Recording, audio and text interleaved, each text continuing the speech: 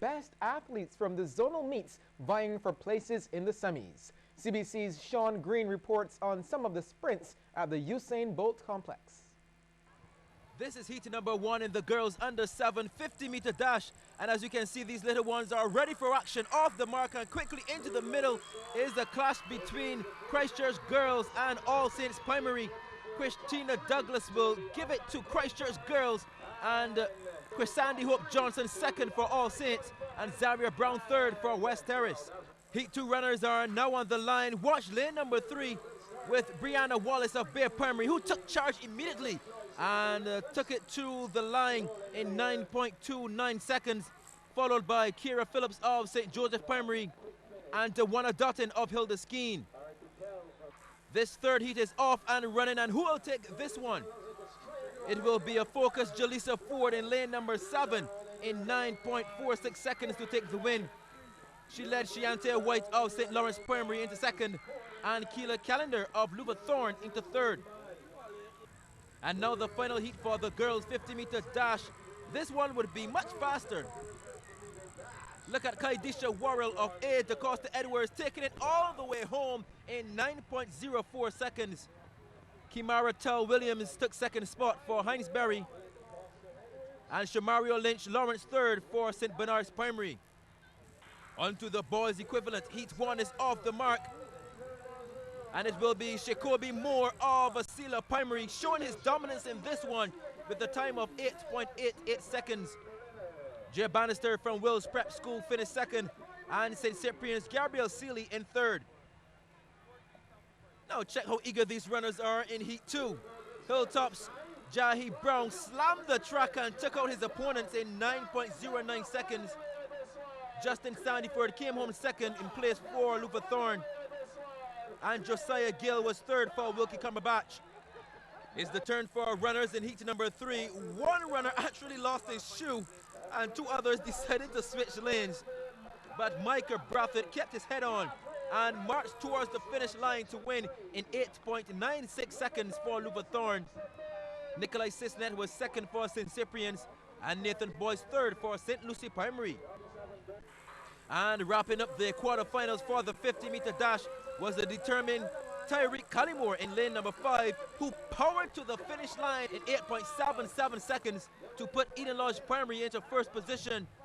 Rakeem King closed in second position for St. Giles, and Jamarco Johnson was third for St. Albans. Sean Green, CBC Sports. Well, the action's heating up. More from today's knapsack later in the evening news. Barbados Hilton Resort Warriors have snapped a 2-game losing streak as they defeated Urban Vibes St. John Sonics in their latest game of the Cooperator's General Insurance BABA Premier League. Meanwhile, Pan American International Insurance Warrens are now on a 2-game winning streak after they stopped Burger King Clapham Bulls. CBC's Mark Seal was at the Wildy Gym last night. George Farrell started out hot for Warrens, nailing 2 threes in the first quarter. That was one. And here's another. He hit 3 of those and ended with 14 points. But while Farrell was popping the nets, the bull shooters were getting help from the rim. Keelan Phillips here of the friendly bunk as the ball dropped for 2 of his 14. Then Raheem Gibbons finds an open spot on the court, and he too gets an accommodating rim. He had a game-high 18. Back up court, Manuel Lang with the give and go for 2 of his 12. He also had 16 rebounds.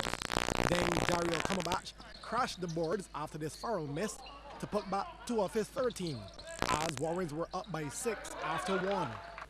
Second quarter, and Farrell, after a few long-range shots, drives to the basket and finishes with a nifty reverse layup.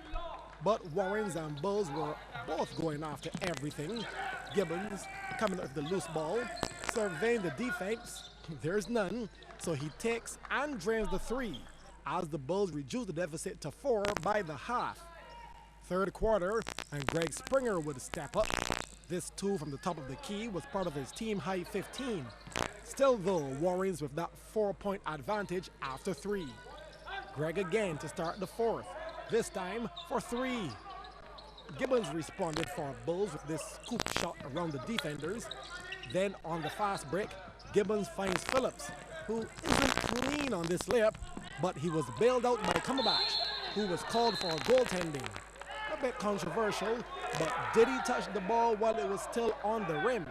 The slow-mo replay suggests that the referee, Gillian Martindale, got it right, and the score was now locked at 54. However, the Bulls wouldn't score again. The turnover, fast break, and Aleng gets the basket and the foul as Warriors close the game on a 7-0 run for the 61-54 victory. Next up, Warriors versus Sonics in the second game, better known as the Nicky King Show. He had a game-high 31 points for Warriors, including 5 threes. Here's a second one. And what about a step back two for some versatility? For Sonics, Stefan Clark finally had a big night, scoring 18 points. But back to King. Now this three was ridiculously far behind the arc and still nothing but net. Akeem Marsh wasn't as dominant as he usually is. Still, he had a team-high 20 for Sonics. But Warriors were the ones who got the W, 69-66. Mark Seal, CBC Sports. Thank you, Mark. Well, as we continue our preview for Saturday's eagerly anticipated Sandy Lane Gold Cup, tonight we check out two of the heavyweights.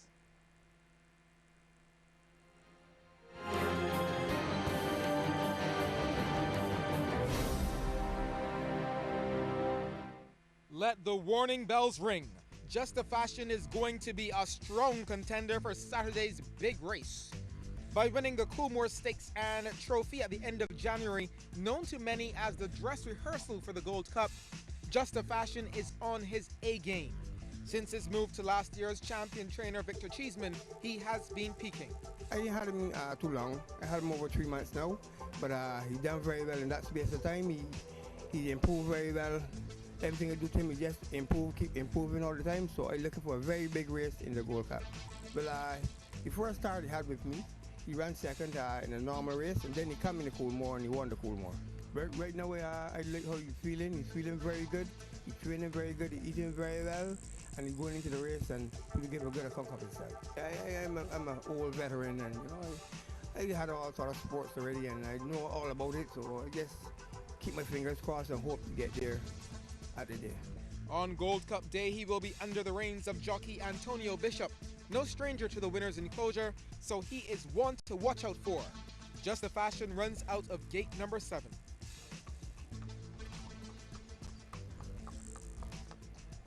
Okay, now to Dorset. And not many Barbadians know him, as owner Robert Pierce acquired him just over a month ago. When I checked him, his form was good. He ran in some really good races. He won the Canterbury Derby. He's always been a very consistent runner. When I checked him out, he was very sound. I liked him a lot. Safi Joseph Jr. Helped me a lot in acquiring him, and I've been flying up to Ocala constantly as he's been in quarantine to train him, and I managed to get 2 pieces of good fast work in him up there, going right-handed, and he's taking the corners very, very well, and he was working on a track up there that is very similar to Barbados, and he did everything I asked him. He's travelled well, he's settled in well, and he's only up to the race now. Champion jockey Jalon Samuel will be the pilot. He's always hitting the board, and he's very consistent horse, and he has a good, as we say, speed bear in the stakes. Right now I don't have any plans. I just going to suit, however the gates open, and wherever he want to put himself and be comfortable, I'll let him do that. I have some good viewers, and I'll have a good day. Go look at them, very sure of that. Dorset runs out of gate number 1.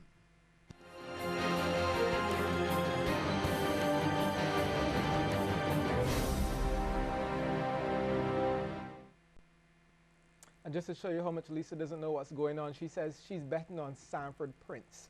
Sanford Prince won in what year, guys? In the early 90s or so? I don't know. Well, that's it for sports. The business report is next.